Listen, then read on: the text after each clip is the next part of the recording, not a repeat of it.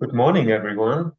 It's fantastic to be here with you. I see that people are joining from various countries. We had 50 countries in the list of people who registered and showed interest in this event. So welcome to everyone. Usually there will be more people joining in the first few minutes of this webinar. My name is Matthias Themel. I'm a human capital development expert of the European Training Foundation. And together with the speakers and colleagues from ETF, colleagues from other agencies and institutions, we have prepared this webinar with the title The Green and Just Transition Social Dialogue and the Green and Just Transition in a follow-up to the 2024 Tripartite Exchange Seminar that took place this year in May. And we will hear quite a bit about this test, as we call it. And you see here the overview of today's program. In just a moment, I will ask Hugues to say some welcoming words. And after that, we will be first talking about social dialogue, the test. We will be speaking about the experience of participants in the test who came from Western Balkan countries. Then we will also hear from the European Commission about their perspective on the issues of social dialogue and how it relates to the green and just transition. And we have a short break.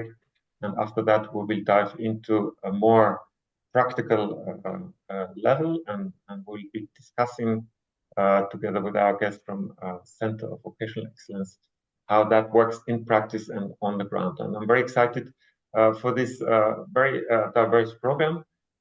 Since we would like to stay within time, I will pass the word now to Hugues.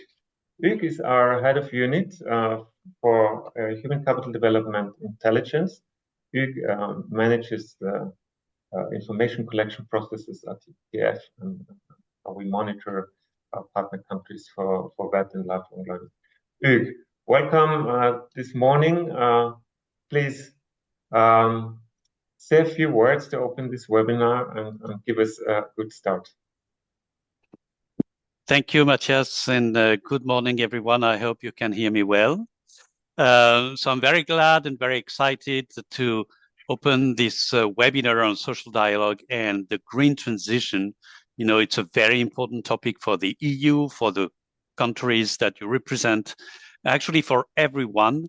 And we are happy also to have convened a wonderful mix of speakers to talk about this topic. First, let me extend my warm welcome to our speakers from Eurofound, social partner organization, our colleagues from the European Commission, and also a vet provider with whom we are in contact and work. So thank you all of you for taking time to be with us today and also for sharing your experience and your knowledge. And welcome also to all the online participants from various countries. So as you know, our focus today is on social dialogue and the green transition. And we are very much all aware that the green transition will not be possible without being a socially just transition, which implicates that there is a strong and foundational social dialogue engaged in different countries on this perspective. So here today we are going to talk about this from the perspective of the European Union and ETF partner countries. A special thanks already goes to Stravula Demetriades, Koli Signari, and Ivana Miskovic for sharing their knowledge. We'll also hear about the foundations of social dialogue in the EU, where social dialogue is and has been from the beginning a very important dimension to consider for EU countries, but also for candidate countries in their way and pathway to EU accession. On this regard, special thanks to Fanny Serret from DG NEAR and Lia Ka from DG Employment, who will talk with us about this particular perspective. After a short break, we'll be looking at the work that is done by the network of centers of vocational excellence on this topic, the green and just transition. And I would like to extend my thanks to Anna Popovic for joining us on this topic. So here together, we are convening two different branches that work on this topic at ETF and that you might know independently. The one is GLAD, and GLAD is our network. GLAD means Governance, Learning, Action, and Dialogue. And it's a network of stakeholders, a platform for exchange and knowledge, most specifically on governance issues, within which we engage very often on multi-stakeholder partnership, social dialogue, and also the work of civil society organizations. So Matthias Temmel is here representing this network of us, of whom some of you might be familiar. And we also work with another network and platform of ETF, which we call Greta. Greta means greening responses to excellence through thematic action. And it's a working group within the network of centers of excellence working on this particular issue. And I would like to thank Loretta for being here today and joining with us. So here it is important that we merge these different topics, the one on social dialogue and the governance issues, and the one on the centers of excellence, which is really key for us, and have a combination of speakers in these different categories to talk about these different issues. So without further ado, I hand it back to you, Matthias, to engage in our webinar. Thank you all again, and I wish you a very fruitful discussion this morning. Thank you very much, Hugues. Indeed, this will be a very interesting day to follow, and my role as moderator will be to try and keep the time for this very packed program. I would like to just mention that after some of the interventions, we will give some time for questions. And the way I would like to organize this is that you put your questions into the chat. If you would like to put the question into the chat that is not phrased in English, perhaps I would ask the translators to take that question and translate it in English. And at the end of a presentation, I will then select, depending on the time that is available, I will select a few questions to put to the speaker. That's how we'll do that. And I thank you in advance for engaging and being active in the chat. So feel free to also post comments or observations. That would be great. And with that, I would like to introduce Stavrola Dimitriadis. Welcome, Stavrola. We have worked now in several combinations, and particularly in the last month, we have been collaborating on the tripartite exchange seminar, which you will now recap for you. Basically, the event of the tripartite exchange seminar was the main starting point for organizing today's webinar with the purpose of sharing with a larger group of stakeholders what happened at this seminar. Stavola is senior researcher at Eurofound, Eurofound being a European agency for quality of life and work. Stavola will tell us more, I think, a few words. And thank you, Stavola, for joining us. The floor is yours. I will. You have 15 minutes, and I will have to keep the time a little bit. So bear with me if I send you a little message in case we're nearing the end of the 15 minutes. So floor is yours. Welcome, Stavola. Thank you so much, Matthias. Good morning, everyone. It's a real pleasure being here in this virtual space with all of you. Thanks to ETF for this kind invitation to this very interesting event indeed. I'm going to share, as Matthias said, working at Eurofound. Eurofound is another agency like, ETF, and we are carrying out research in all EU member states on issues around living and working conditions and employment. Today, I'm going to share some of our work, joint work with ETF, but also other agencies on the tripartite exchange seminar that was carried out in this year. I need to say from the beginning that this is a joint initiative of 4 agencies. It's not only Eurofound, but it's CEDEFOP, it's the European Environment Agency, and also ETF. A few words about the tripartite exchange seminar. What is it exactly? What is the purpose of why did we have this idea of launching the tripartite exchange seminar?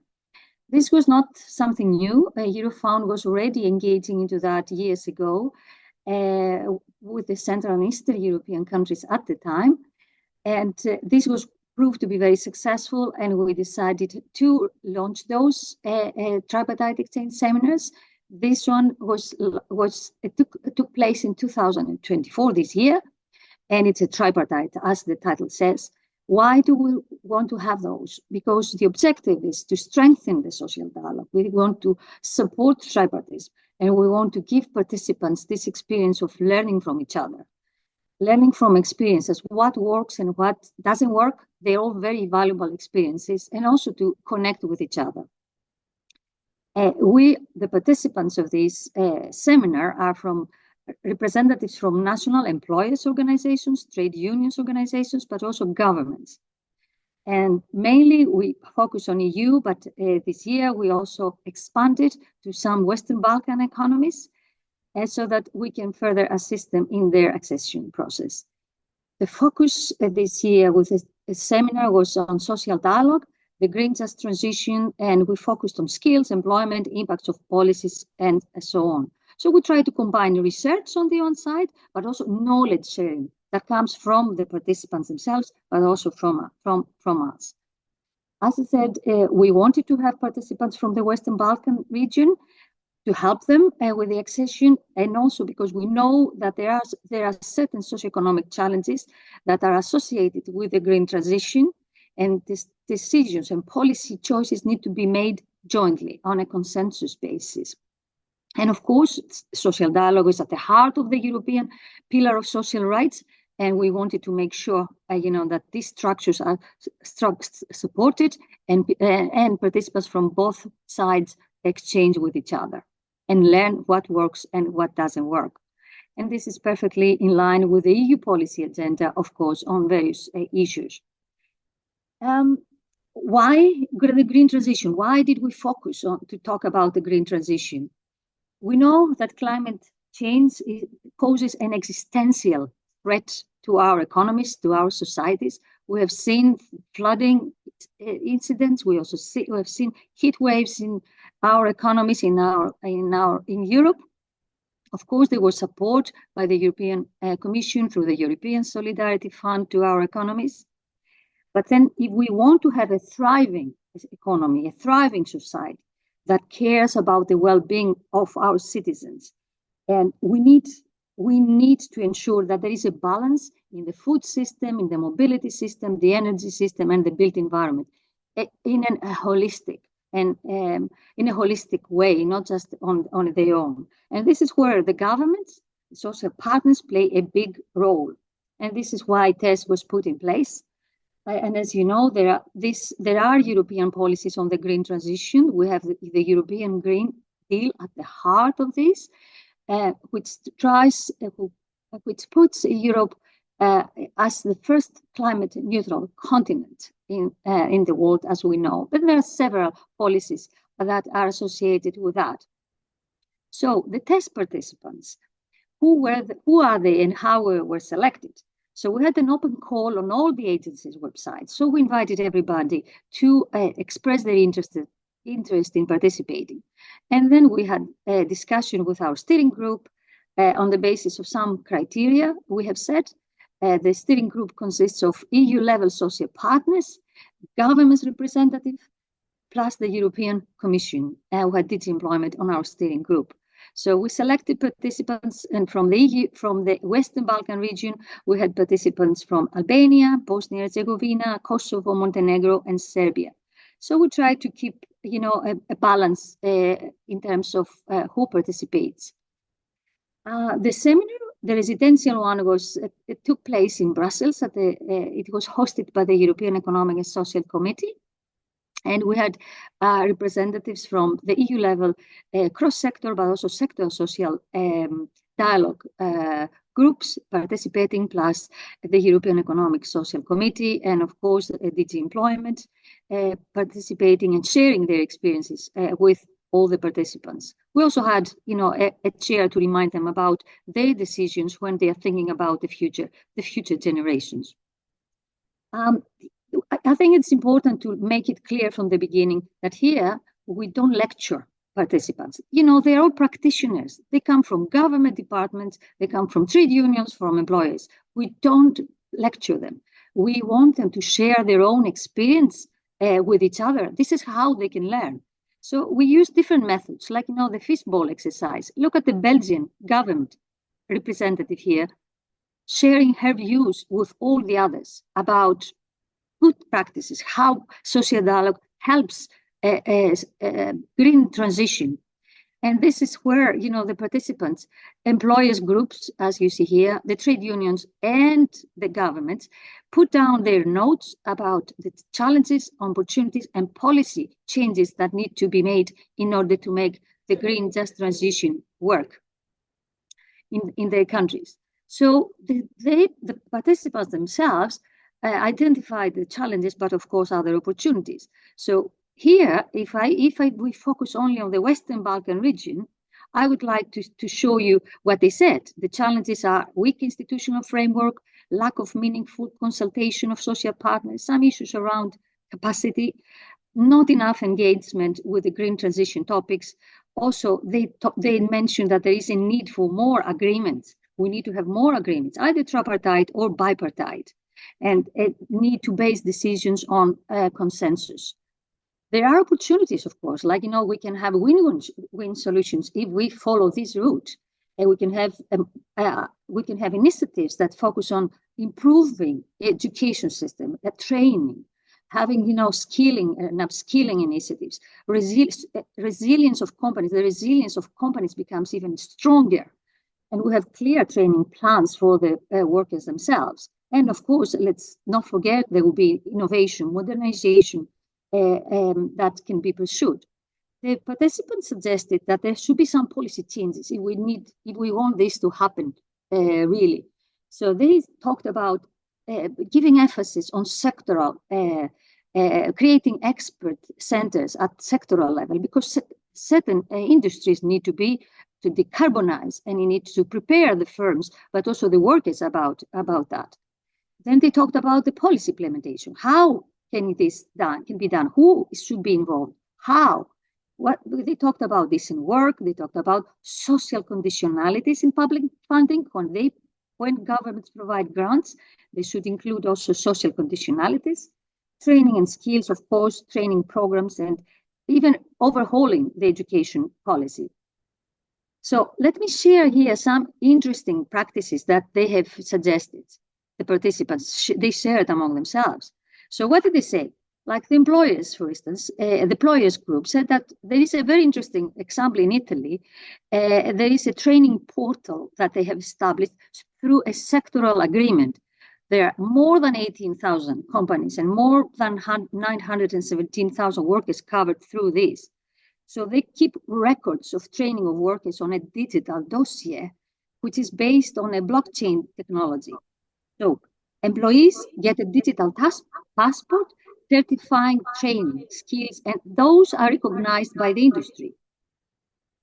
In Belgium, the Belgian government representative told us that there are training funds that are run by social partners, like they have training for electricians for solar panels or car maintenance. And let's not forget that in France, we also have both trade unions and employers told us about the National Observatory for Jobs and Occupations of the green economy. And this is a really interesting experience that they combine both the knowledge of the social partners plus statistics and sectoral and regional views. In Serbia, our colleagues told us that there are joint projects that they run on the green transition and they cooperate with member states. In Bosnia and Herzegovina, the employers told us that they are running some projects that they try to share experience with businesses on how to secure green transition. And the participants have set up some groups. They decided to work together because this is how they learn. So they set this a priority for them to work on setting up a sectoral hub. So they try to see how can they do that in order to support industries for the skills needed for the green transition, how to anticipate needs. And they work on the corporate sustainability, but also on how to work with the press about the added value of the social dialogue. They need to inform that social dialogue is a very alive and kicking instrument. So coming to the end, what we do next, we are meeting in December this year, and we'll try to see the participants will share what the lessons they have learned. We'll try to follow up with the Western Balkan group to see how we can build on tests. Maybe they want to stay more connected and continue the work on these thematic areas they work on. We have a publication that we will publish soon. And of course, we are preparing for a new cycle, the 2026 cycle. And that would be something that we again discuss together, all the agencies. And if you're interested, of course, you stay tuned and also consider joining the EU level social partners. Because I think you will get a lot of experience through the interactions with the EU level social partners. So this is the team of all the EU agencies. We work together. And I think that's all from me. I would be happy to engage in a discussion with you for more information. Thank you so much. Paola, thank you very much. That was a fantastic overview of what happened at the test back in May and before and after. So thank you very much to give that a very rich impression. I can just add, for me as a participant coming from ETF, it was really a great opportunity to meet all these people and go into the depth of the many possibilities of in Europe, in the EU, and in the neighboring countries. So thank you for that. I was watching the chat and looking for questions, but it seems there are no questions on your intervention right now. Which is fine. Just quickly, Stavola, you said there will be a report coming out soon. That's fantastic. We will disseminate this report through our websites, both Eurofound website and ETF website, but also the other agencies who participated, Environment Agency and ZFOP. I hope you will quickly be aware of once the report will be available. And for the next round of tests in 2026, maybe you could quickly say how people would be able to participate in that? Certainly. Thanks, Matthias. For the publication, we will have it within the next few weeks ready, and we will try to get it translated in some of the languages of the region so that it is easily accessible to many of the institutions there. And in the new round, we will again try to follow the same process. We learned what worked from this one, and therefore we think it worked well, that interested candidates were happy to go on our website, express their interest, and then after that, we made the selection on the basis of the criteria we have selected. So we will use the same process again. We as agencies are going to discuss it among ourselves and the criteria, and hopefully we will have again the steering group guiding us or giving us some advice. And the steering group, again, a reminder, consists of representatives of EU-level social partners, governments, but also the European Commission. We have DG Employment. We're happy to have DG Employment with us. Yeah, thank you very much for clarifying. I think the process worked really well, and you will hear just in a moment from Western Balkan participants who became part of the test and went through this process of application. So they might mention that as well.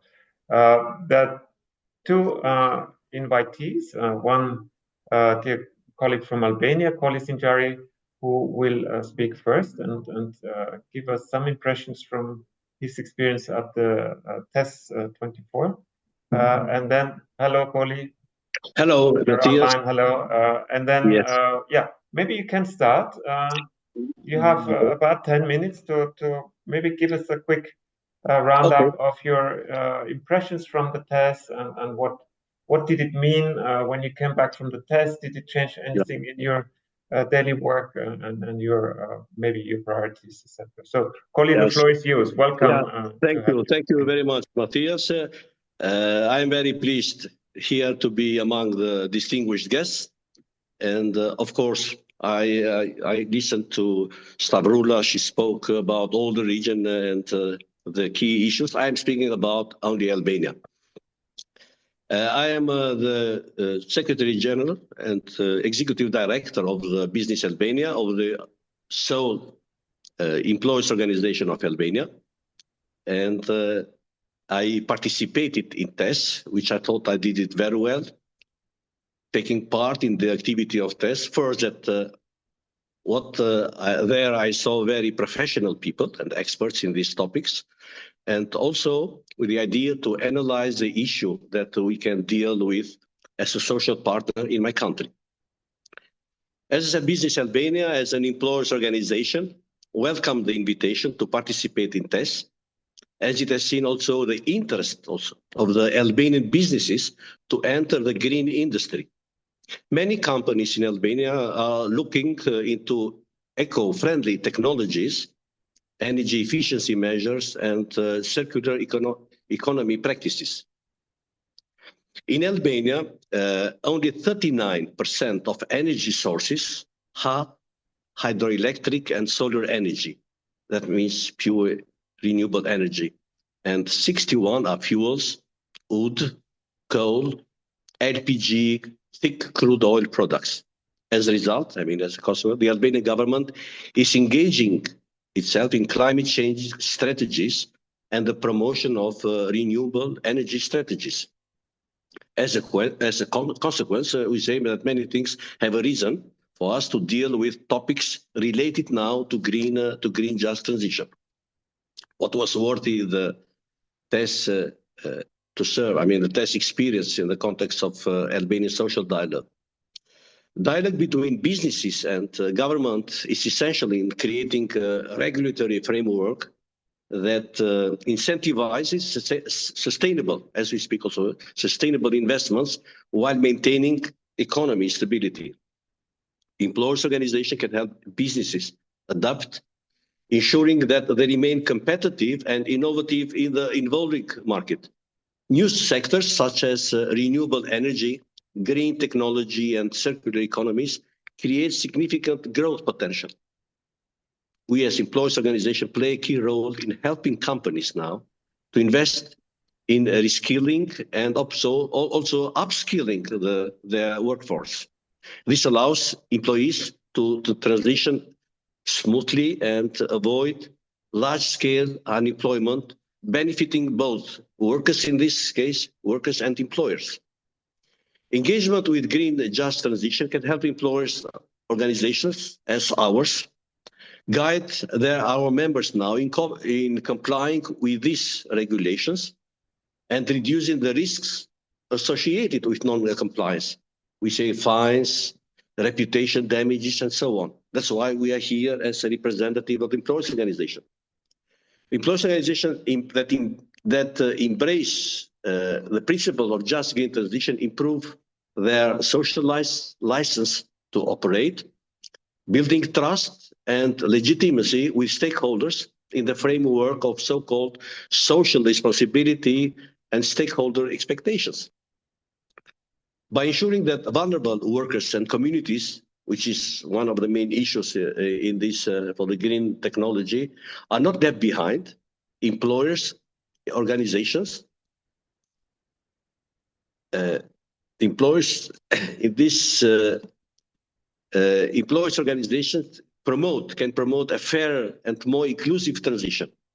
This prevents social unrest, which is very important in these emerging economies, in the emerging transition. Prevents unrest and inequality while maintaining a stable labor force, which is essential for long-term businesses' success. One of the key issues for Albanian social dialogue, we can say, the idea is how the experience of tests can be translated into actions in our daily work. This is also the focus of the seminar today. One of the issues is the development of workplace policies.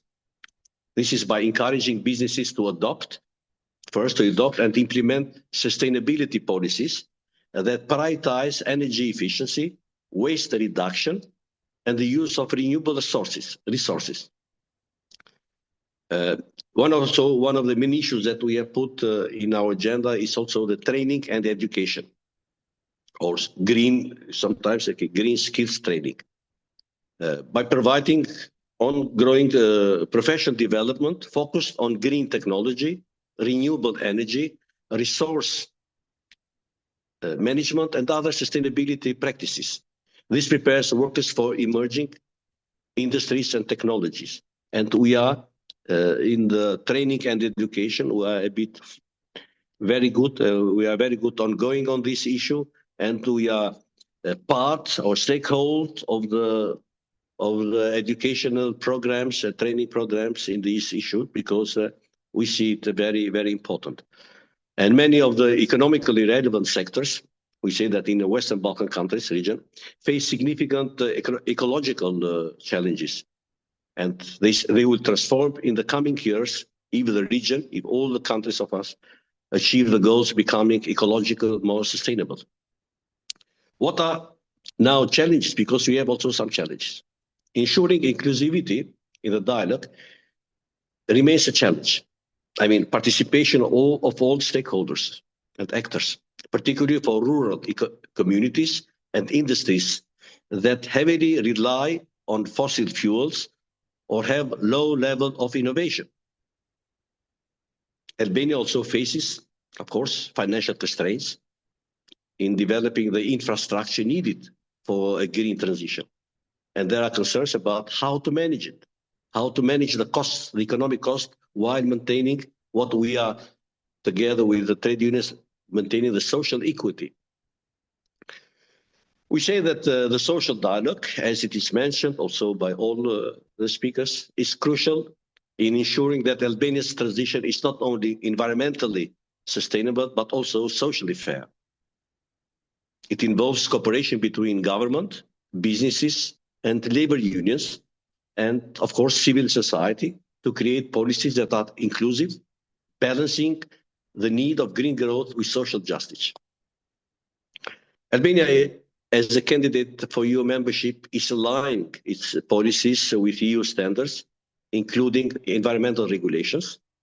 Yesterday, we started also the first discussions for membership with EU yesterday in Luxembourg. The first delegation EU-Albanian joint commission started the talks for Albanian membership, which is it's a very great day for us. It's a very important day. And of course, one of the issues, one of the chapters were to be discussed was also the green economy. So all these things conclude in what we are preparing now as Albania in one of the issues, which is green economy. And we as a social partner, we as Business Albania, we are part of these delegations for social dialogue in the EU-Albanian Joint Committee. EU has been always a key player supporting Albania's transition through financial aid, through expertise, and through frameworks. And we see and we hope that we will go in this way. This is the only way, as our Prime Minister said yesterday. We have no plan B. We have only plan A, and which is towards the EU membership, but through EU standards. And one of the EU standards is also the green economy. Thank you. Thank you very much, Koli. That was a fantastic overview of what you experienced and very interesting comments on what's going on in Albania. Congratulations for opening the negotiations on the first chapters. Yeah, as you rightly mentioned, social dialogue and social policy in general, green policy will be part of these negotiations at some stage for sure. And yeah, in just a few moments, we will perhaps hear a little bit more about that from our colleagues from the European Commission who will speak just in the sequence later. Thank you, Koli. I would like now to move straight to Ivana Miskovic. Ivana joins us from Bosnia and Herzegovina. Ivana was also, she's government side. She's working in the office of the Prime Minister in one of the cantons of Bosnia and Herzegovina. So welcome, Ivana. It was really a fantastic experience to also have you at the TES in May. Please let us know what your experiences are and how you could take forward your experience to your work that you do on a daily basis. The floor is yours, Ivana. Thank you, Matthias. Thanks to all the colleagues. It is also a pleasure to be here. Thank you for having us again at such seminars and such happenings. As already stated, I work in one of the 10 cantons in the Federation of Bosnia and Herzegovina.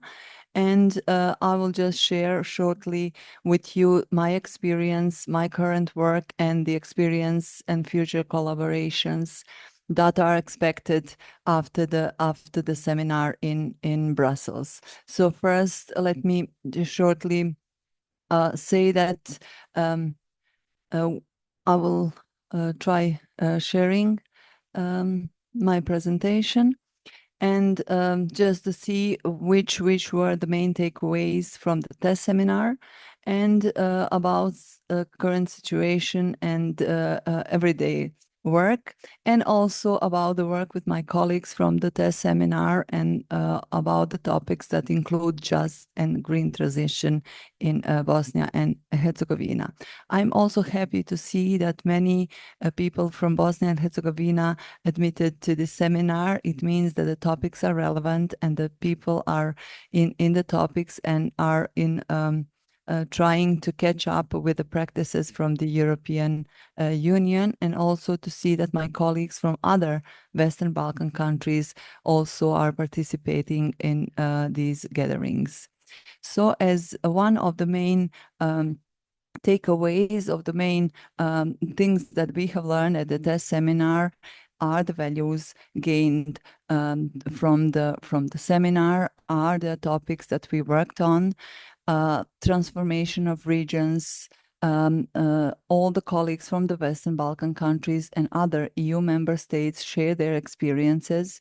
We talked a lot about the circularity. We talked about the employment and social dimension of such transformations, not only about sectoral transformations, but about all the values that have to be there put in place in order to have a real just and social and digital transition of the countries. Also, we were familiarized with the ways of organizing tripartite social dialogue, and colleagues shared their experience from different EU countries which already put this social dialogue in place. The question was how to organize social dialogue and how to include all three partners, including the civil society sector, in such dialogue to present what the countries have done in this matter and how can we organize such social dialogue in our country. Of course, my interest was in finding out how governments and which are the roles of governments at all levels in Bosnia and Herzegovina, and how to include other social partners such as trade unions, employers' unions in preparation of some laws or policies that are to be implemented in the next coming period.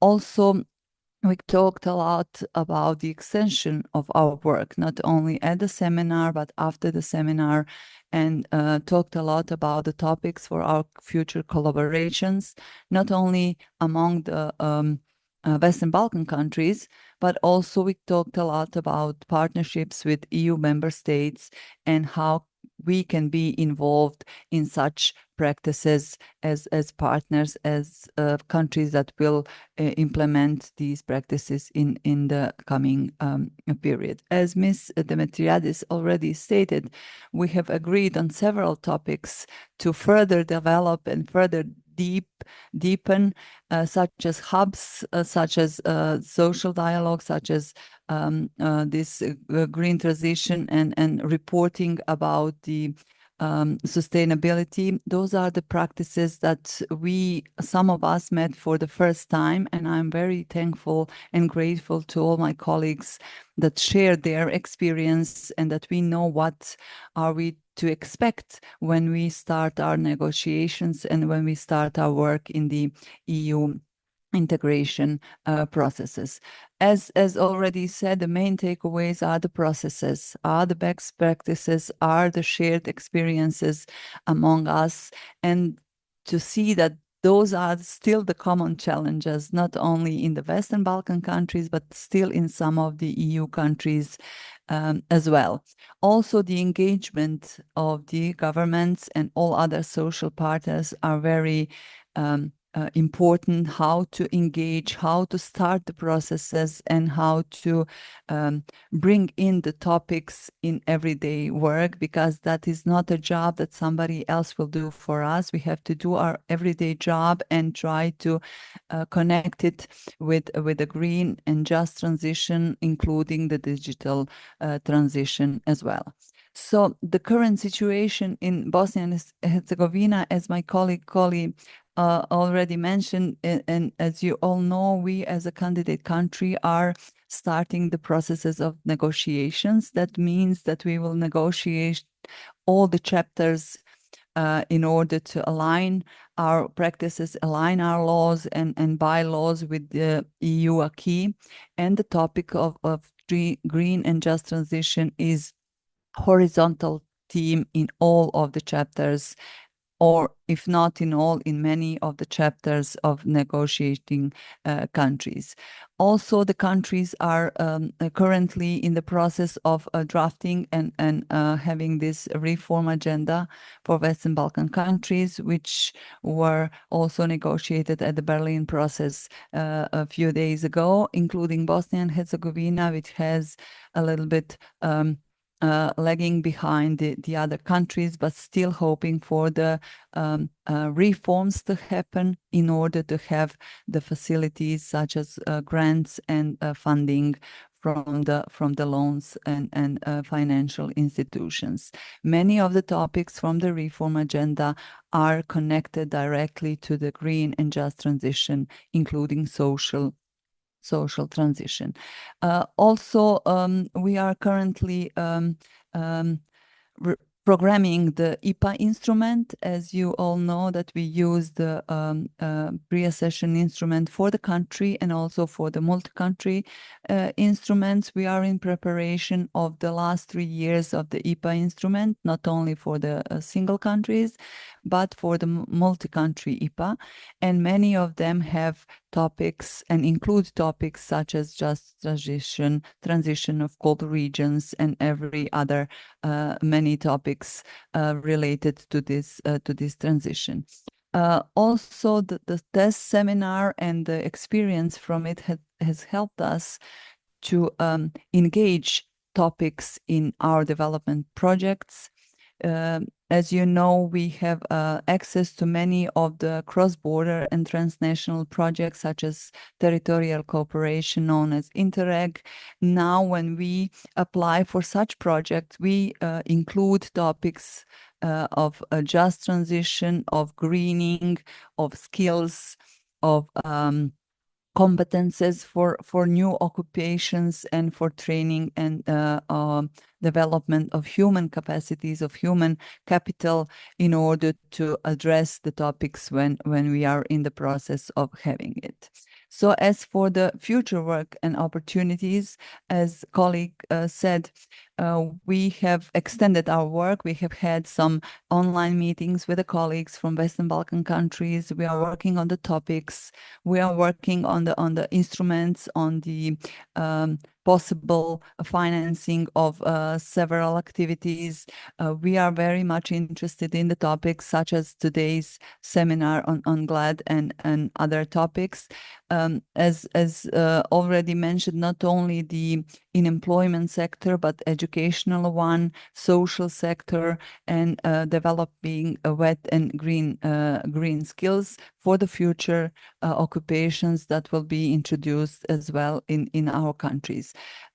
Not only the youth guarantee that is almost set in place in many Western Balkan countries, but also we are interested in career guidance projects, in upskilling, in developing vet sector in our high schools, universities, and so on.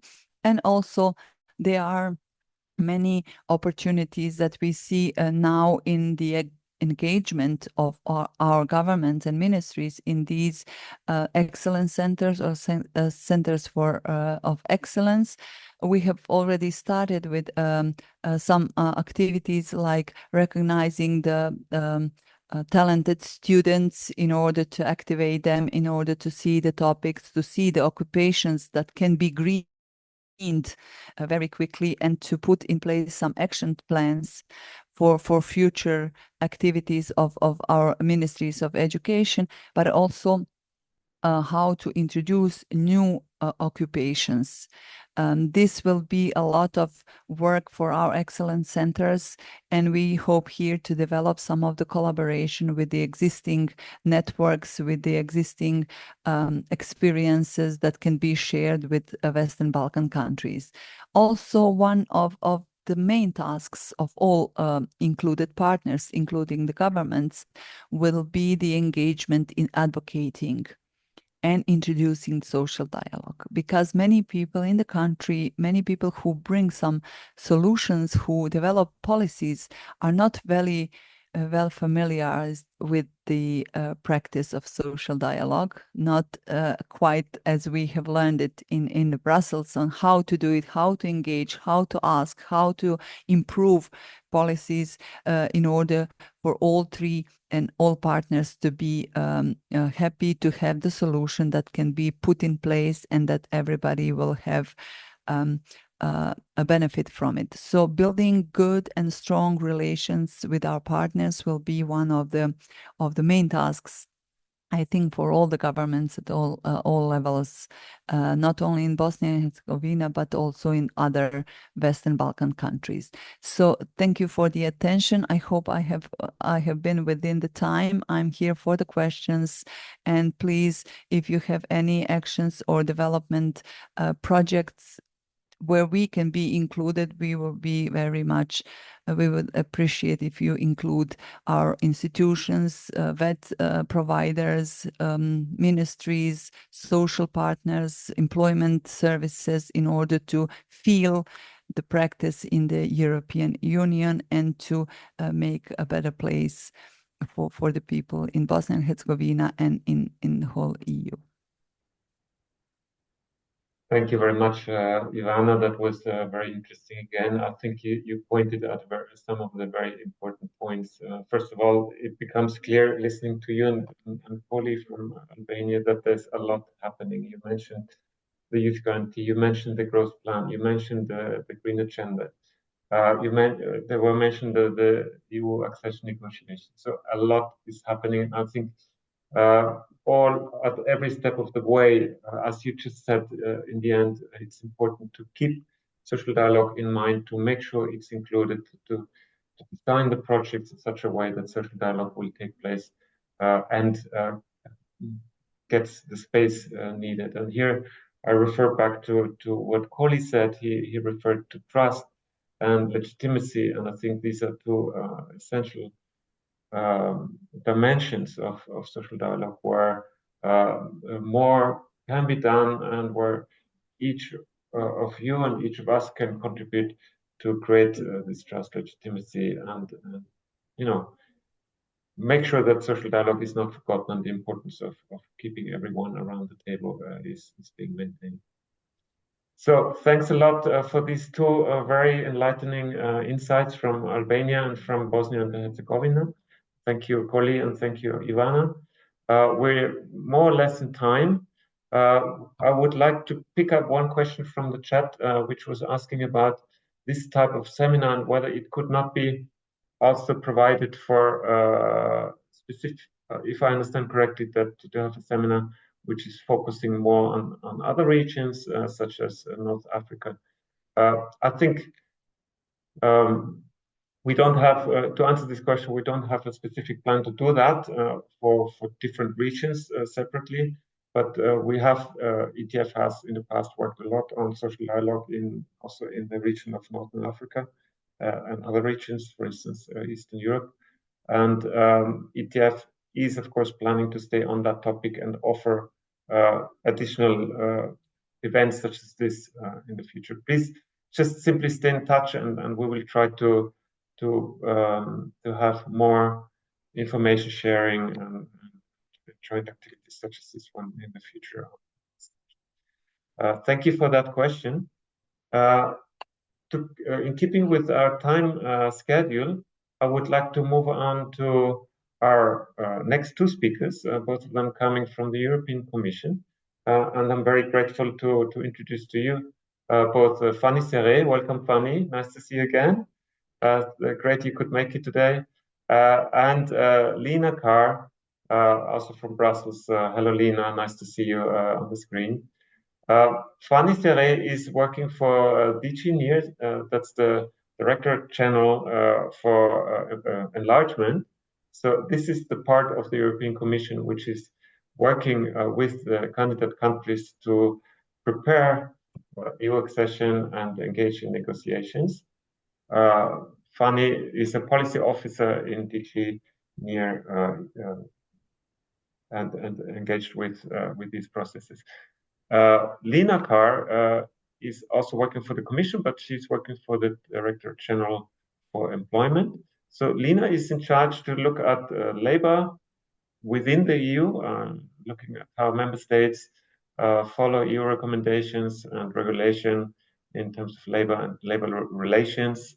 But I think Lena can explain better what exactly that includes in her case. And both of you, warm welcome from my side. We're very eager to learn from you how social dialogue, what the basis is in the EU, and how that reflects into the accession processes and how this is important for candidate countries and even beyond. So the floor is yours. Welcome again. And you have 20 minutes, and I will try to keep the time as well as. So welcome. Thank you, Matthias, and thank you to ETF colleagues for the invitation. Good morning to all the participants. So indeed, with Lina, we will try to share some information regarding social dialogue, its importance for the EU accession, and how social dialogue is supported in the EU.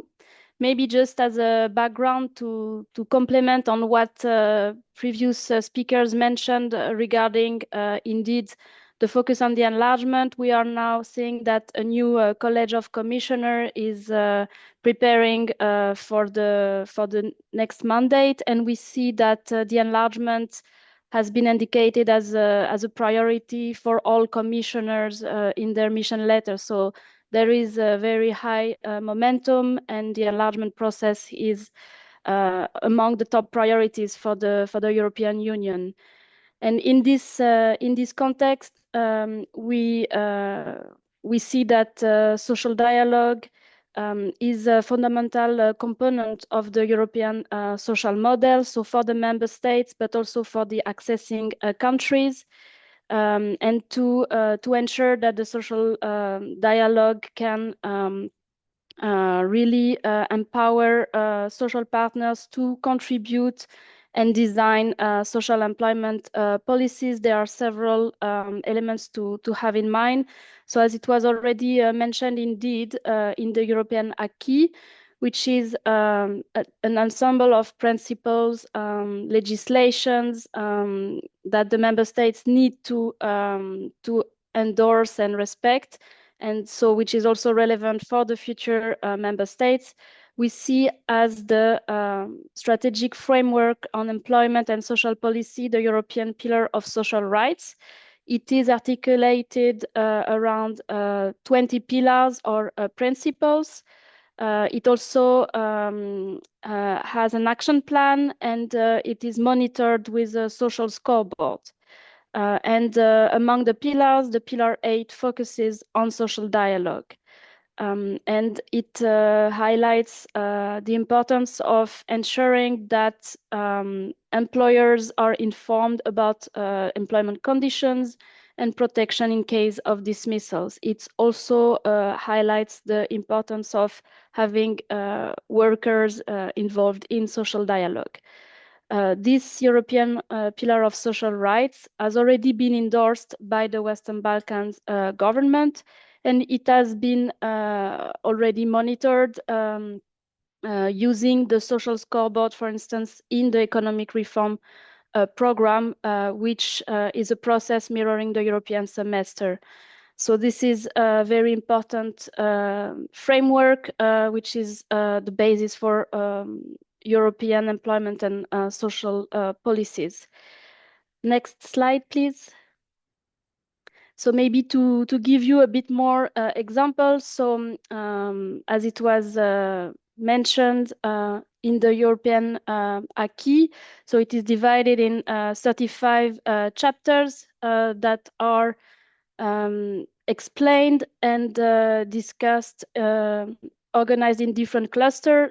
So indeed, for example, for the chapter 19, which is on social policies and employment, Albania and North Macedonia, they went through what is called the screening process last year, and Ukraine and Moldova will have this bilateral meeting where the alignment to the chapter 19 will be looked at in the spring 2025.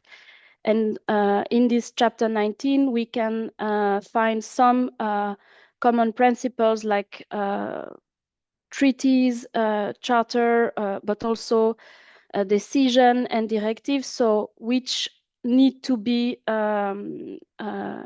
aligned and applied in accessing countries.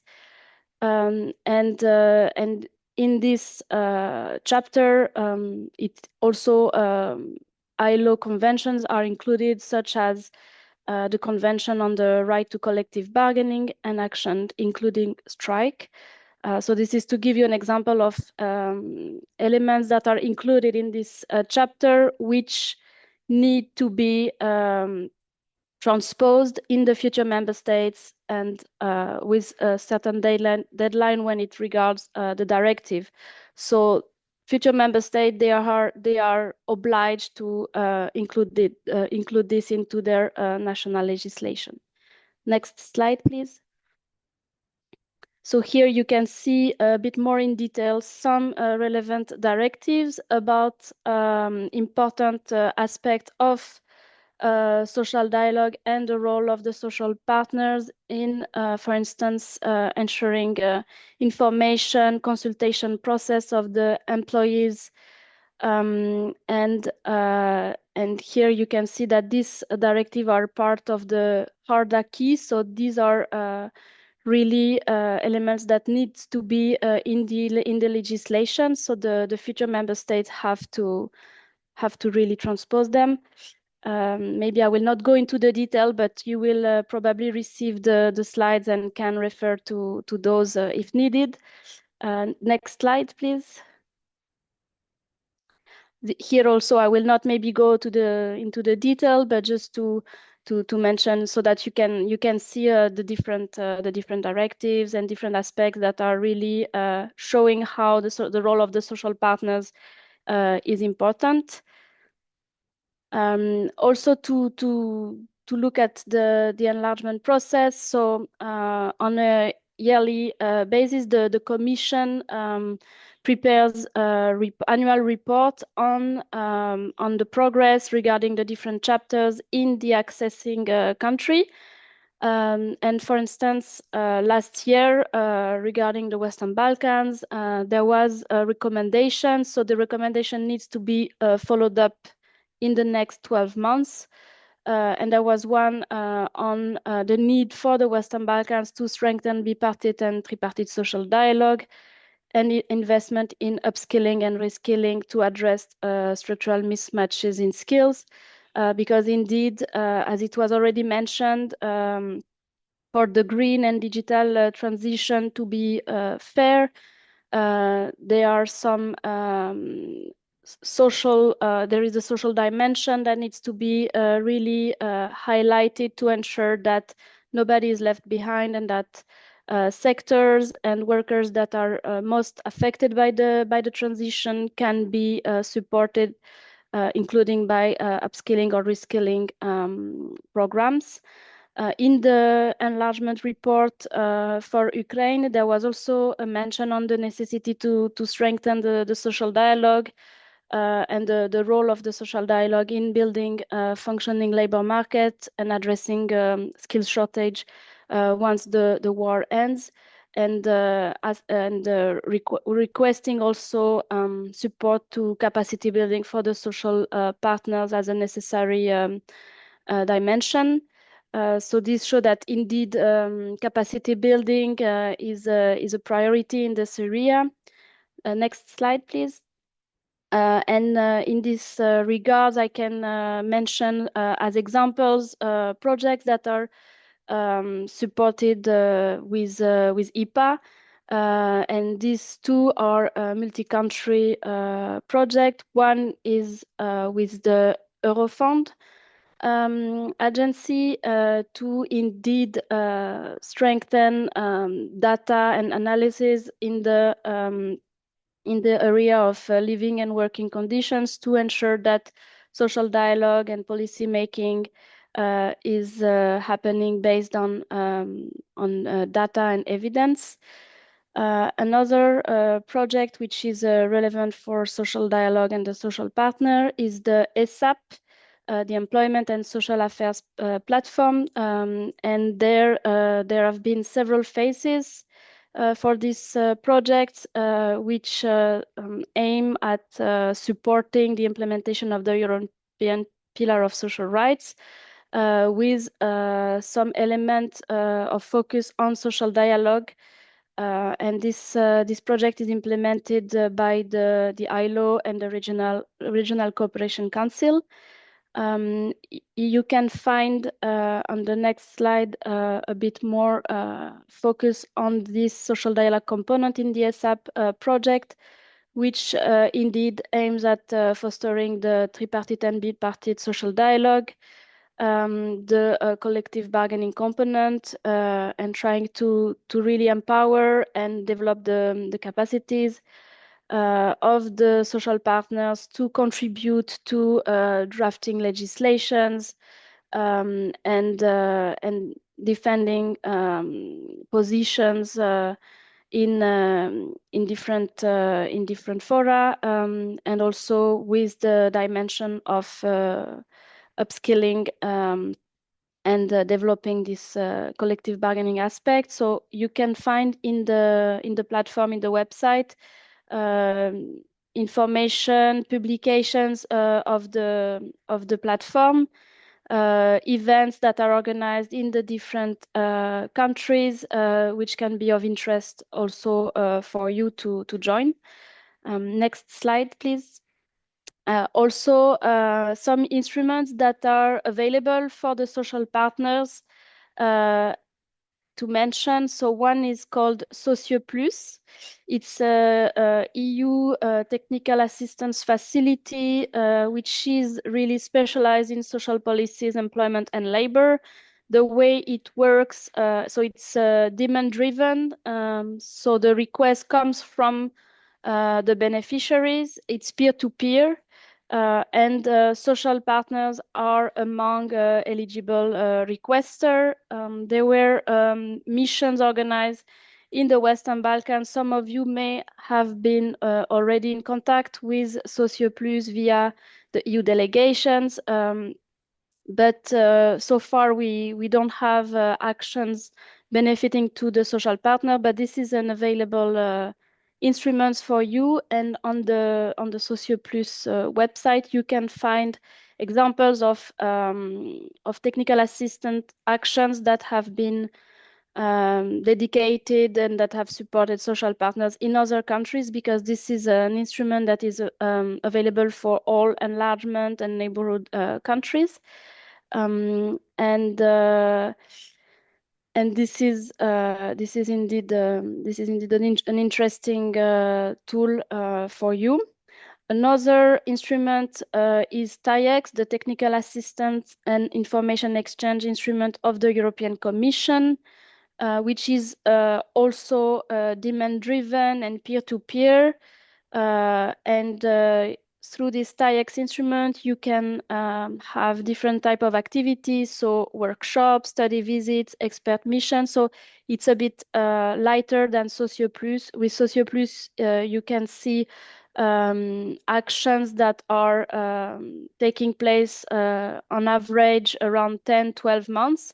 With TAIEX, you have more like different formats. So it can be a 2 days workshop or study visit for the social partners to visit peers in member states, or to receive mission of experts to support them on different legislations or different aspects of their work.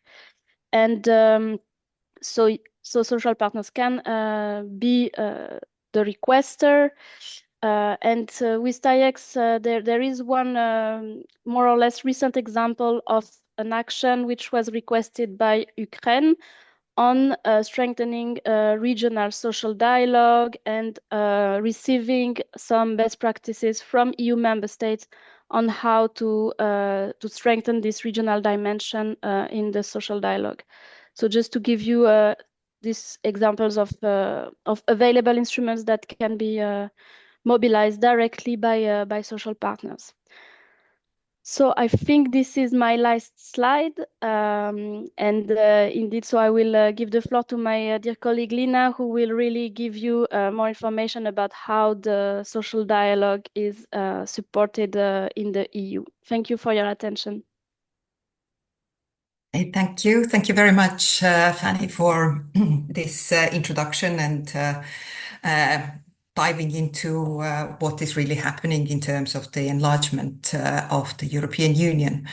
But I will take a step back in history and first take you back to 1985 and the Val d'Uchaise process.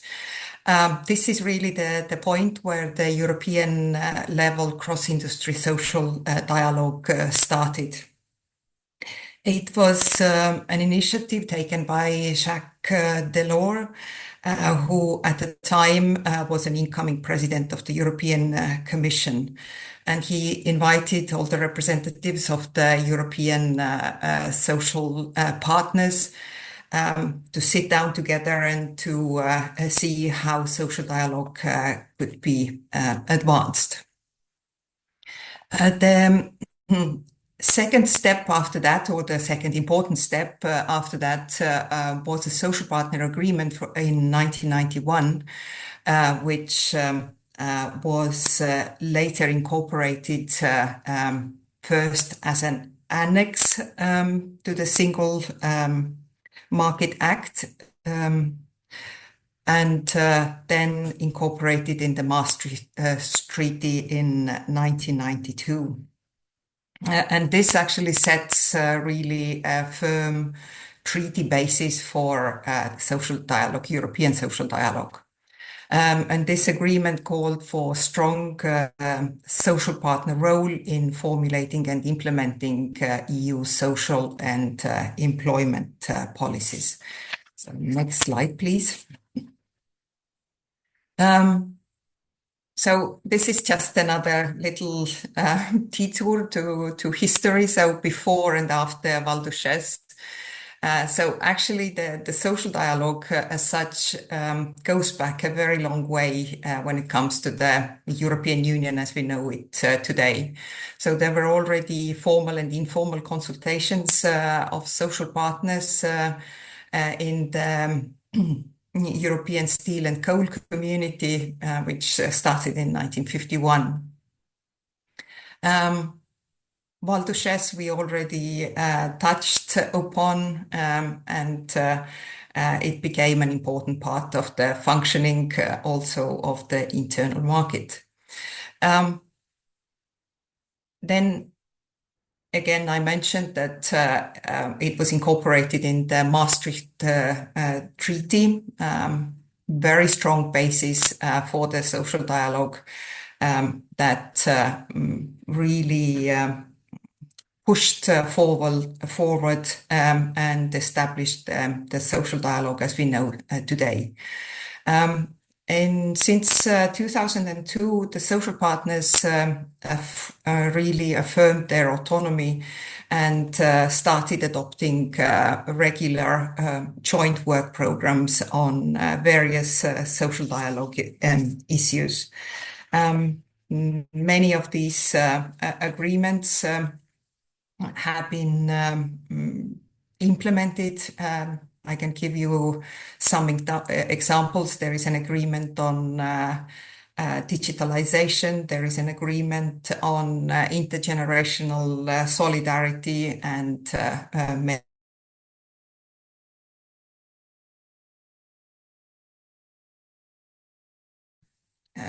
the Articles 154 and 155 are the main treaty articles of the Treaty on the Functioning of the European Union.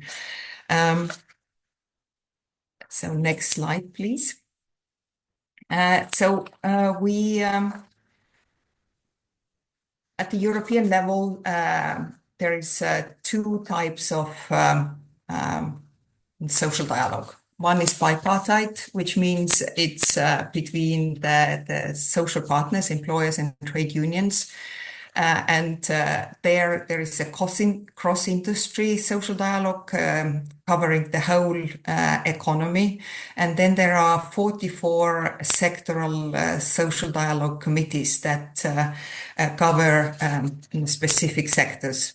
And one of the sectors very clearly covers also the industry that deals very much with the issues of greening and just transition when it comes and affects the the companies and workers in the sectors that are most affected by greening of our economies. And then there is a tripartite social dialogue.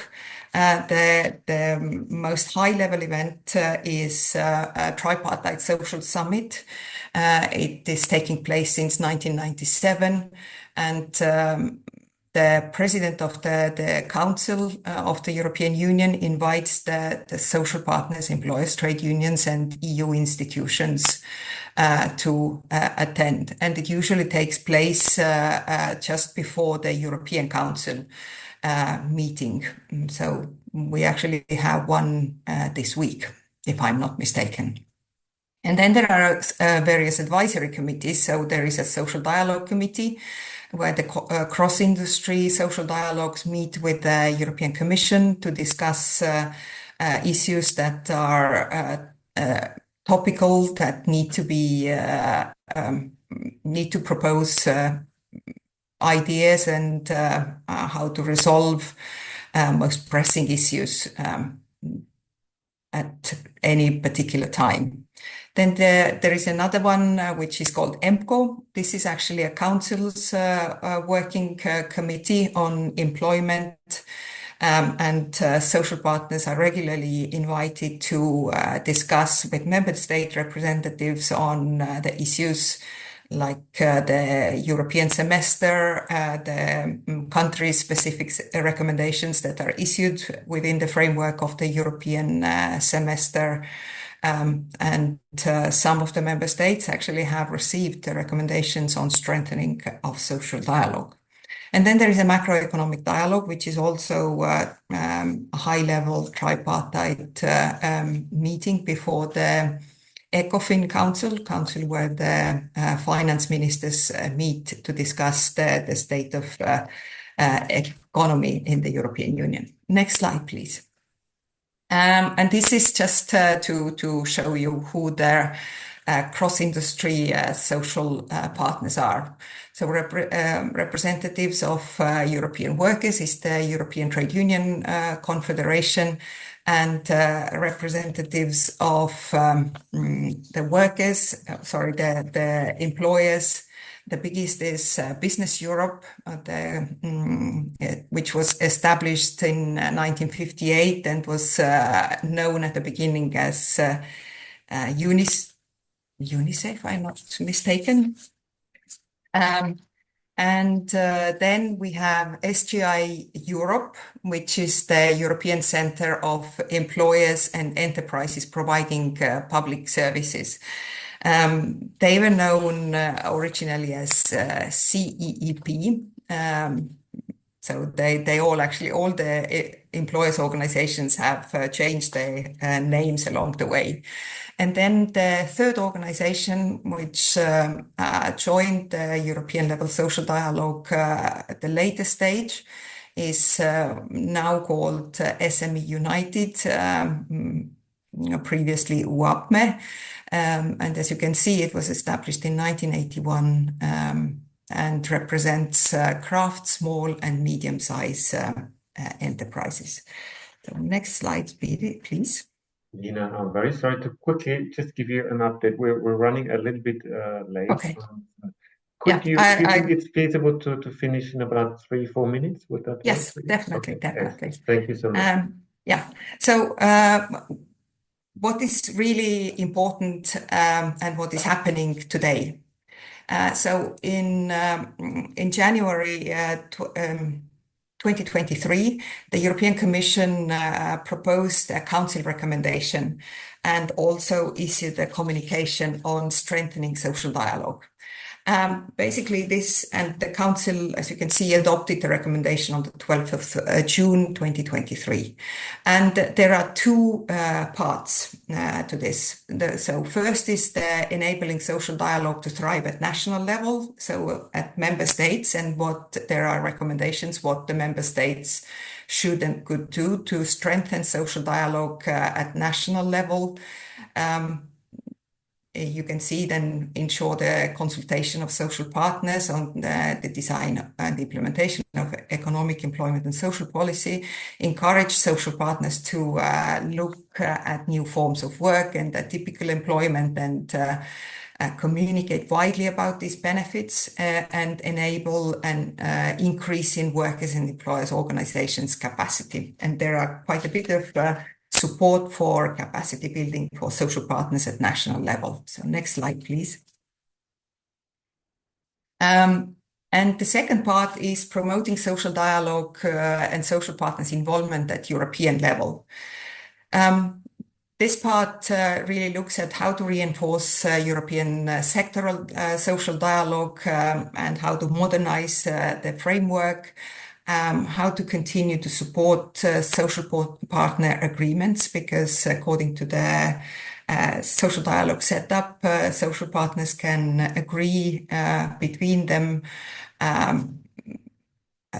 agreements which can become actually a hard law at European level, so can be implemented through directives.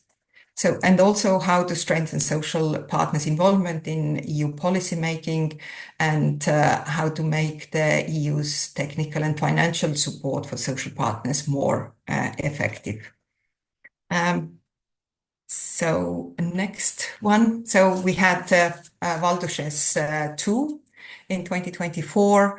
There was a social partners summit, high-level summit organized by the president of the European Commission and the Belgian presidency. And they adopted a tripartite declaration for a thriving European social dialogue. And there is just a little picture of the beginning of the declaration. So next. And then we come to really today. There are political guidelines from the president of the incoming president or continuing president of the European Commission. And one very important part there is supporting people, strengthening our societies and our social model. And as you can see, it addresses just transition for all, quality jobs, proposes quality jobs roadmap. It significantly proposes to increase funding for a just transition. It renews the commitment to strengthening European social dialogue and proposes to put forward a new pact for social dialogue in early 2025. The next slide, please. And there are just two useful links. They should be active in the slides when you get them, where you can go and actually investigate further in more detail what is really happening at European level, how the European Commission strengthens the social dialogue and how it works with social partners at European level. And then the last slide. This is just to demonstrate or show you in a picture format how the social dialogue under the articles 154 and 155 functions. We don't have time to really go through it and explain, but you can see, just a flavor, what can and can't happen and how it happens at European level. So thank you very much. Thank you, Lina. Thank you, Fanny. That was a really very fascinating recap of what's happening in the EU and the whole history of social dialogue in the EU. Lina, that I think what becomes clear after listening to you is the long history and the complexity of social dialogue as it happens today in the European Union. It's a highly sophisticated network of players engaging in the social dialogue and engaging in highly technical discussions and of course political discussions as well. I think what's important now to take from that in the context of the green and just transition is that these topics reaching far into the future, affecting lots of people, affecting how our economies are going to work in 10, 20, 30 years time, and the foundations are laid now to define how this is going to play out for the economy and for the people, and lastly for the planet as it goes. So thank you very much for this account. One quick comment on Fanny's presentation. You mentioned the ESAP project, Employment and Social Affairs Platform project, which is a regional project for the Western Balkans region, implemented by the Regional Cooperation Council and the ILO. Just to add, Fanny, if you don't mind, the information that the third phase of this project is just kicking off this month in October. I think by last week of October there will be the official launch of this project, and there's a lot of activity planned, including activity on capacity development of social partners in the region. So keep tuned to that, and thank you for mentioning this project and pointing out that it is funded by the EU as well. That goes, I think, in the direction of Ivana also, who mentioned the importance of engaging in new projects on social dialogue. We are running a little bit late, but I'm not too concerned. First, I'm going to slash the break to half. I hope you don't mind. We'll have a break of just 5 minutes. And then the second part might be a little bit shorter because Susanne Nielsen, who was originally on the agenda for today, unfortunately, she's on sick leave and she couldn't attend today. And we have only a shorter part replacing what she was planning to say. We have one question in the chat, which I want to bring up before the break. So we have a colleague, Emer from Kosovo, who is mentioning that the social dialogue, the main avenue of social dialogue in Kosovo, which is a social economic committee, has been dormant for almost 2 years. And the question is, how could the European Social Economic Council mediate, or maybe how could the EU as such come in and help that these processes are started again? I'm not sure if Fanny or Lina, you would like to comment on this question. Maybe I can start, Matthias, if it's okay, just Please, yeah. to say that thank you for mentioning it. I think this is something that should also be supported through the ESAP project. So I will maybe inform the relevant project manager, because strengthening these social committees is part of the activities. So it should be mentioned, I think, to them. I don't know if except through this project, how this can be done. Maybe this will be part of the assessment in the enlargement report. So this can be, like, let's say, advocacy to the relevant authorities to ensure that the social dialogue is taking place as it should. So this is the two points that I see, but maybe colleagues have other ideas. Thank you very much, Fanny. I was also Matthias, thinking about the report. Yes.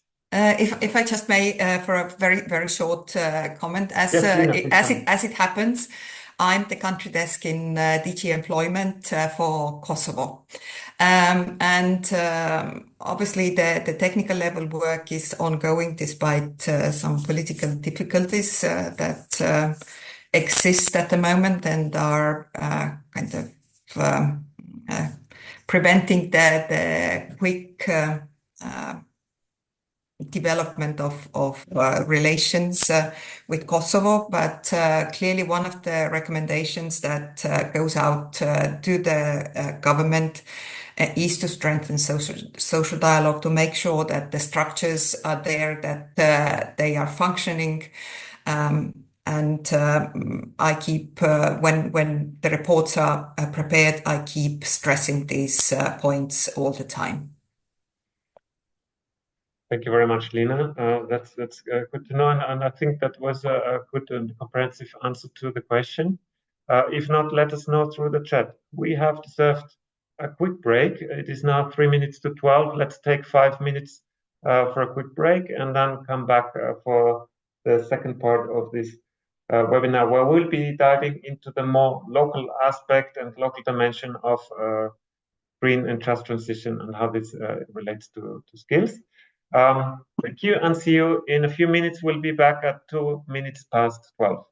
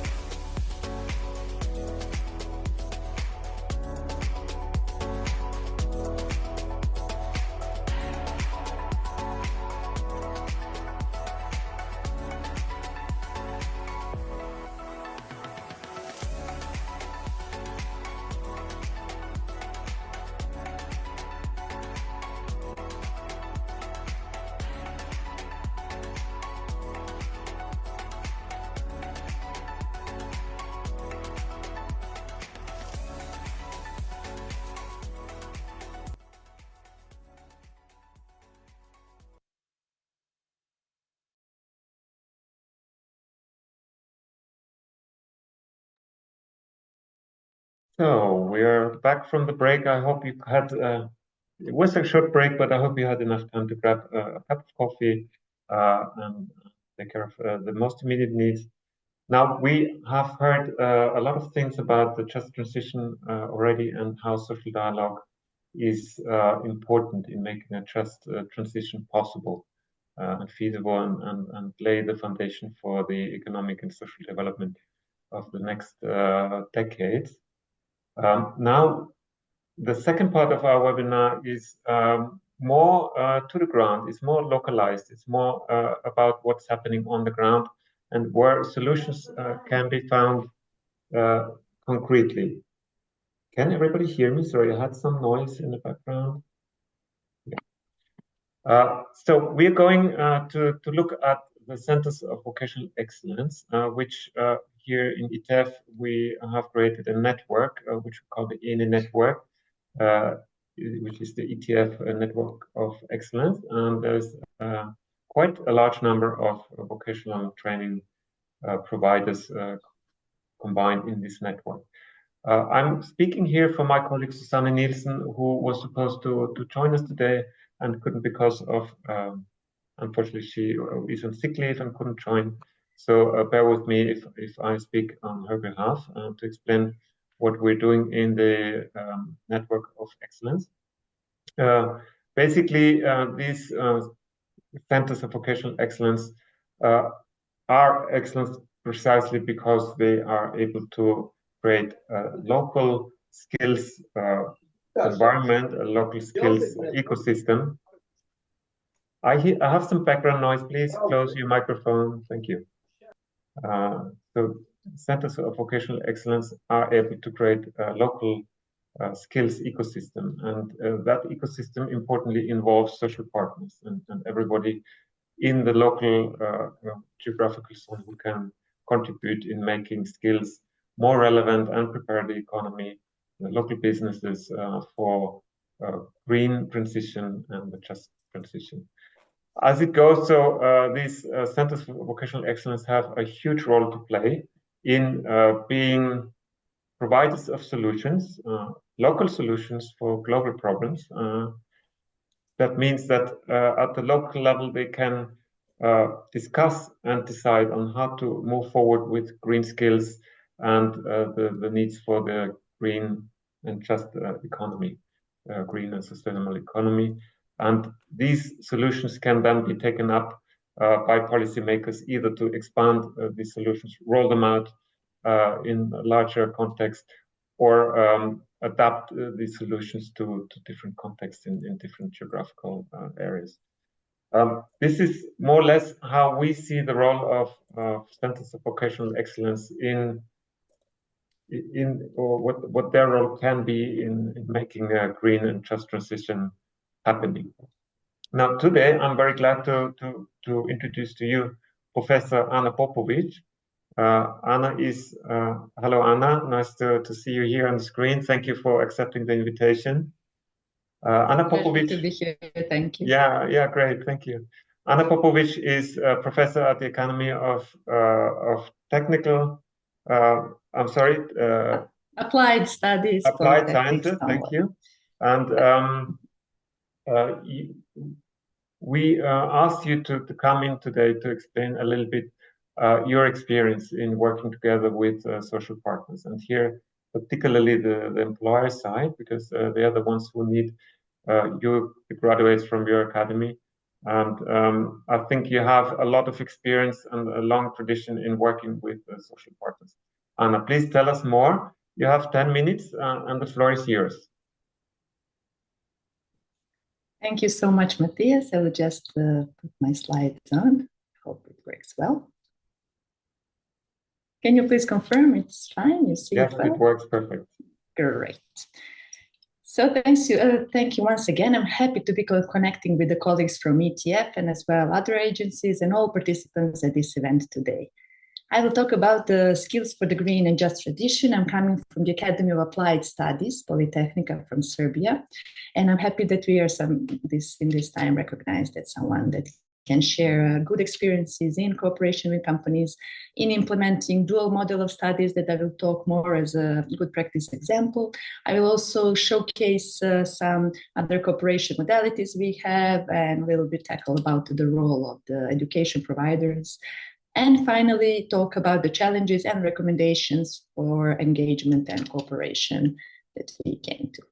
Just briefly about who we are. The Academy of Applied Studies Polytechnics is a public higher education institution in Serbia.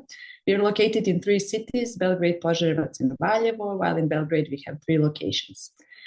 We are actually formed, we have a tradition from 1960s, because there were government of Serbia in last 5 years actually made some strong reform to support vocational excellences, to support applied studies. And actually we are established by merging 4 colleges of vocational studies.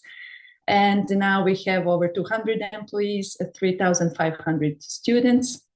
We have bachelor applied and master and specialist study programs, and also dual study programs with the industry that I will talk about. I will mention this dual a few times. So basically it's a combination of classroom and business, theory and practice, learning and working at the, let's say, same time, hoping to benefit both industry and students. So we have different fields of study, from design, graphic engineering, mechanical engineering, traffic, healthcare, pharmacy, agricultural, food engineering, and also environmental protection and occupational safety.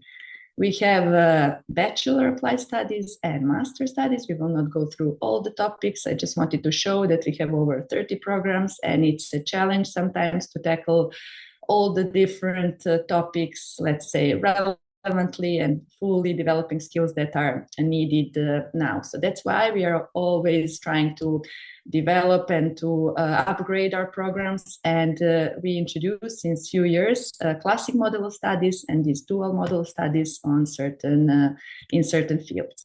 And also looking at sustainable development, environmental protection, we are having the special separate programs in bachelor and master applied studies, but also we are trying to integrate sustainability in all other programs that we have. We are working on international cooperation, obviously, and I just want to say that we are happy that since this year we are a member of this ETF Network of Excellence, as Matthias mentioned. And also we are working on other projects, and we are, of course, free to join any new upcoming if we are a good match.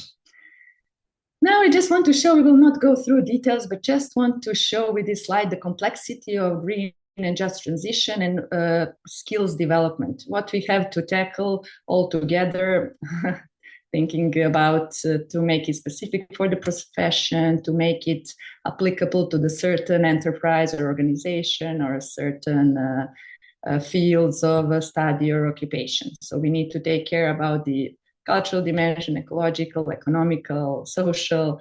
So it's not easy to tackle actually everything. And we, of course, need to focus step by step on different things, such as digitalization, decarbonization, obviously sustainable development that is encompassing it all.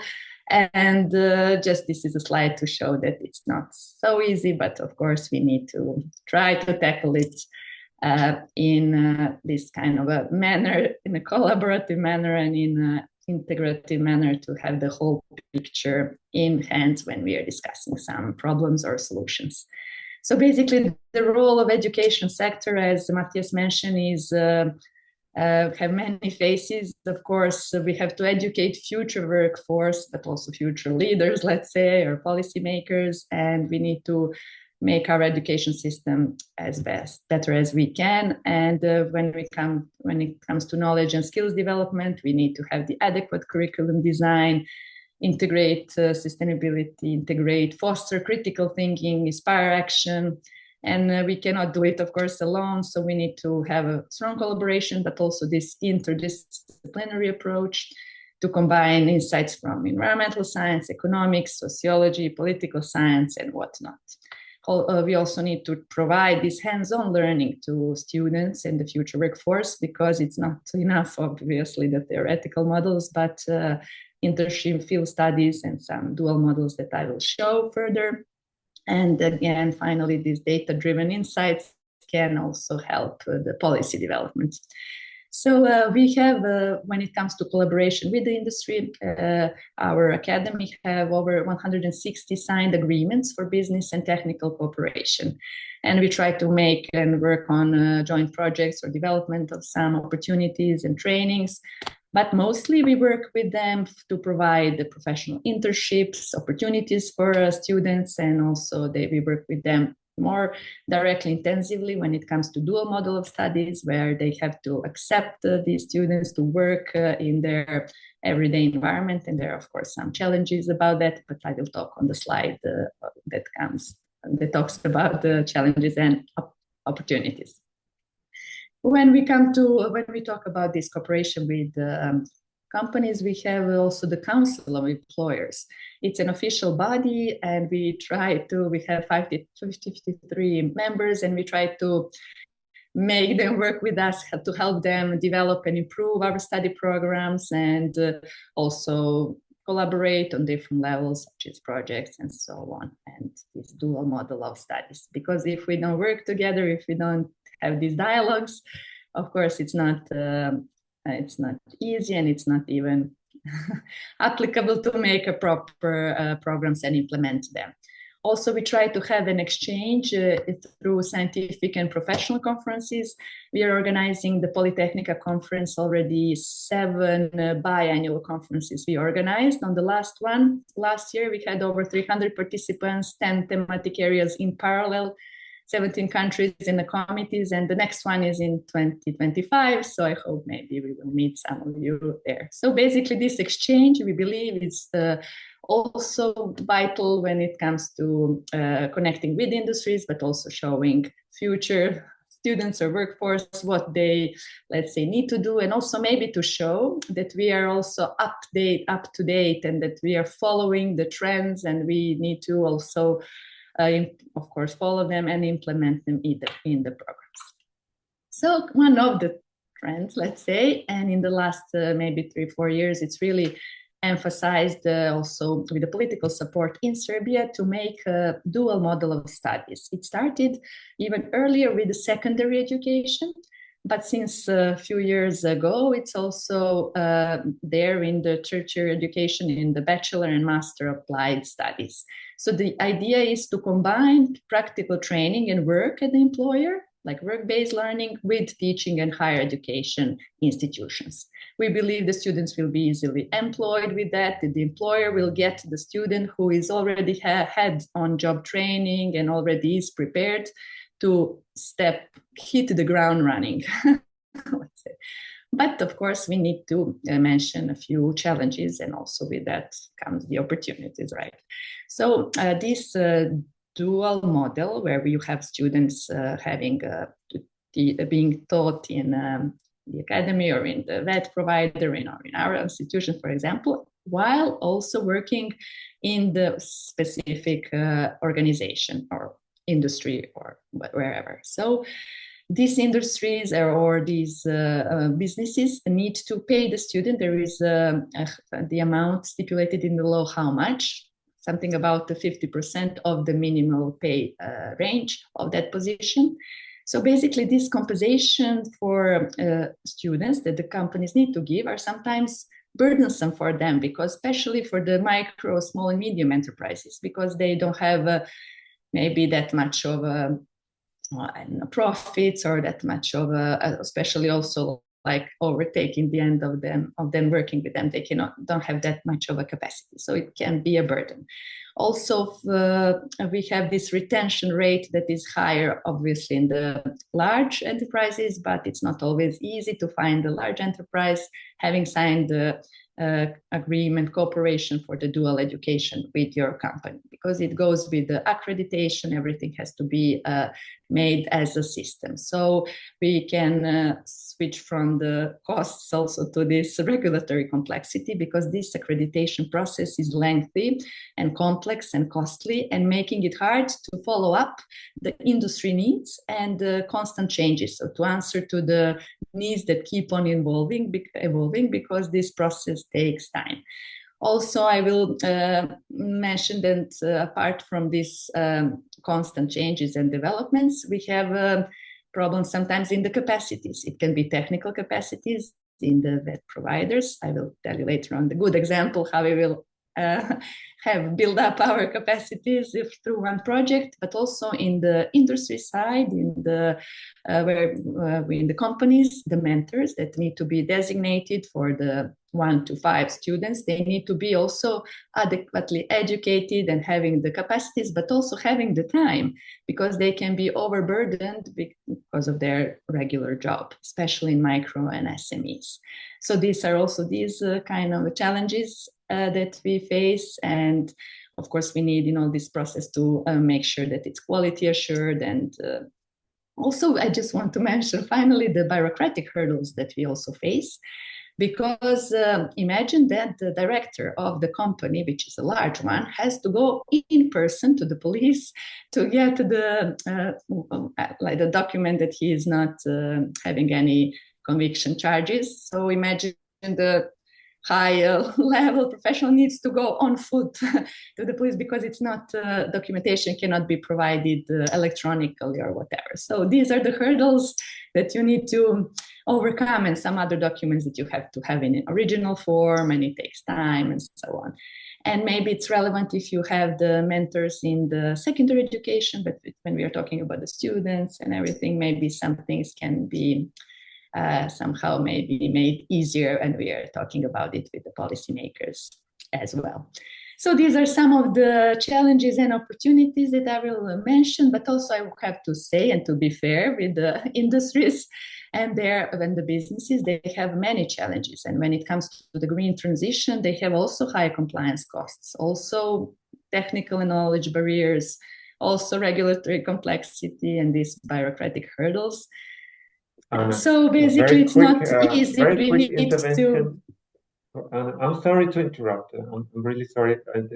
Please, we need to come to an end, let's say, in about 3-4 minutes. This is the last slide. Oh, perfect. Thank you so much. Thank you. Almost.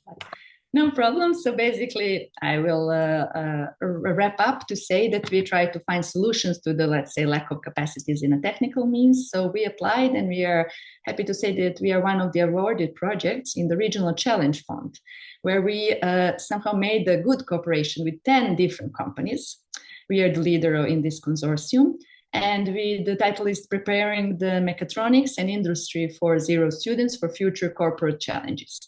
So basically, we will, in 3 years, have in a plan over 100 students to be taught in a dual system to incorporate this theoretical and practical training in the academy-based training center, and of course, in the companies of these enterprises that are listed on the slide. So we are very happy that we made the project with the companies in such a, let's say, direct manner, and that we will benefit also from the technical capacities that we will have built, not only in terms of knowledge, but also in terms of some equipment to help to support the process and students and so on. So basically, this is like instead of a conclusion, we need to collaborate to make these dialogues, to be flexible, to work on this continuous improvement, and this green and just transition is definitely a joint adventure. So let's be there together and work on it. It's a never-ending process, I think. Thank you. Thank you so much, Anna. I'm still in my mind on the slide, the third last slide, which was quite impressive, and I saw who your partners are with all the companies. That's really impressive. And then on the bottom, you have the German corporation, you have the Swiss, you have the regional challenge funds. I think this shows really well how you're connecting to all around, let's say, 360 degrees to all the relevant stakeholders. That's really impressive. And what Thank you so much for this recognition. Just need to add, it's a lot based on the personal contacts, especially maybe in Serbia, I don't know, maybe in the Western Balkans, because we don't have so much of a support of a system. It's not fully recognized. So it really needs to be pushed from the bottom up, to say. But of course, we will work on it, and we will. No, and it becomes very clear from what you're saying, and it's really impressive. And exactly what you're saying is this personal context and the networking which make all the difference, and which distinguish, in some sense, a regular vet center from an excellent vet center. And I also like very much what you said about the research component, which is definitely really important and links very clearly also to the green and just transition, let's say, the specific requirements to make that happen. Thank you very much, Anna. Very impressive. And finally, we're coming to the end of our webinar, but I would not want to end it without giving the floor to Jose Manuel, our colleague from ETF, who is replacing Susanne Nielsen, and he will wrap up in a few minutes, telling a little bit about Greta, which is greening responses to excellence. And Jose Manuel, the floor is yours. Please give us a quick wrap-up of Greta. Thank you. Thank you, Matthias. Thank you, colleagues, for organizing this event. First of all, I want to thank again very much to my colleague Hooks did at the beginning, colleagues from Eurofound, and also us from here have the opportunity after many years also to pass my regards to Stavroula, with a colleague that we work, have the privilege to work together. So this discussion, thank you also for this discussion, is very relevant also in terms of, interfacing, skills in the area also of social dialogue, which is, let's say, traditional area also of policy excellence, I would say. And this is part of our patrimony in many countries from many years ago, on which also sound outcomes of the social dialogue, in particular at the sectorial level, gave the opportunity to many workers, many companies, and many employees, and many trainees to have the right to education in the continuous manner, but also in the provision of vocational skills. So I think this is one of my main messages to give you now, and also for thanking you for this discussion. I think also the sectorial approach is very important. I said that. Also for the issue of green skills, and we are witnessing this also from our excellence project, and also from the action of Center of Vocational Excellence, which are interacting also in the greening vocational education and training, and in particular also in several sectors that, for example, through our initiative Greening Responses for Excellence, through thematic action Greta, we are implementing. So ENE, the Network for Excellence, has been mentioned several times. We are a international community of practitioners from more than 50 countries around the world, and more than 350 centers now, that also we are pursuing learning and sharing practices in vocational excellence, which is indeed a holistic approach to vocational education and training, with one of the main goals of also shaping a skills ecosystem, which is also a key concept that I want to highlight in this wrap-up, that we are working with at the policy level, but also at the practitioner level, from different thematic areas that we touch upon our concept in vocational excellence from the European Training Foundation, which are digitalization, greening, lifelong learning, entrepreneurship, career guidance, inclusiveness and excellence, but also understanding the role of high-level vet providers, on how to be more autonomous also, for example, for tying more public-private partnership and cooperation with the private sector. This is also one of the approaches that we tested in the area of our work with Greta, in which we started working with 17 Centers of Vocational Excellence, learning together for mutual peer learning, and focus on the areas that are really more important for the green transition also, and the work of the centers for achieving excellence. Greening is one area identified for achieving excellence from our side, and also is well acknowledged from the DG Employment European Commission, that we work together very much closely on this. Self-assessment and recognition is also an important part of the work we pushed from Greta, and we push from the ENE and from our work for excellence. And in particular now, from the role of green embeds, we are in a process of distillation also of some lessons learned that you also can have in the publication. We have a big archive of publications and reports, methodology that you can check. And in particular, in the area of green embed, we focuses in the intelligence of our centers of excellence and energy efficiency, renewable energy, circular economy, sustainable agriculture, environmental management, or marketing and communication, which is also one of the key areas also for, let's say, pushing forward the action on green embed from the centers of excellence, taking into account the center of excellence role. How we did that? Well, we implemented in the project also a kind of approach that is also institutionally embedded into the ETF dynamic, which is the whole institutional approach for green embed and role of centers of vocational excellence, which is basically addressing the areas of experience of centers of excellence on training and skills, curricula, pedagogics, the important role of teachers, stakeholders, and cooperation that also are embedded in the skills ecosystem notion. Funding and strategy. Funding important also the issue of, we are investigating more also this aspect on how not only the public funds are those that should shape the action of centers of excellence, but also how the high-level bed providers and coordinate also or are leader in regions or in sectorial remits also are capable to, let's say, providing multi-channel financing solutions, which are also embedded into the dynamic of the interaction with employers on the investment of skills and also processes that are addressing new products and goods that could be also an important source of revenues for the dynamic of centers.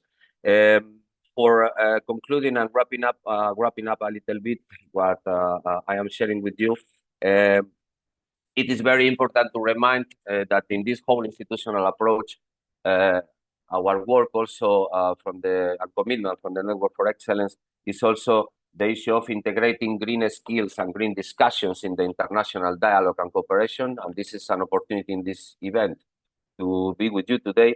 So it's the continuing important issue of understanding better how partnership and cooperation, and in this case also the role of employers in skills ecosystem is very important, but also the unions, of course, because this is social dialogue. Local authorities should be also leading this, research centers, and also, of course, companies and bed providers, which are also those for which vocational excellence is an opportunity for the present and future. The role of the teachers, I guess you touch upon, and I think our previous colleagues also touch upon a little bit about this, but it is also important. Continuous development of teachers and trainers is one of the areas on which we identify that more work should be still done, because the teachers community is crucial for vocational excellence as also for driving the, let's say, the key implementation of the green transition, working in cooperative project also with the students, creating mindsets in our institutions and creating the, let's say, implementing the knowledge of our children of today and tomorrow. Financial models, again,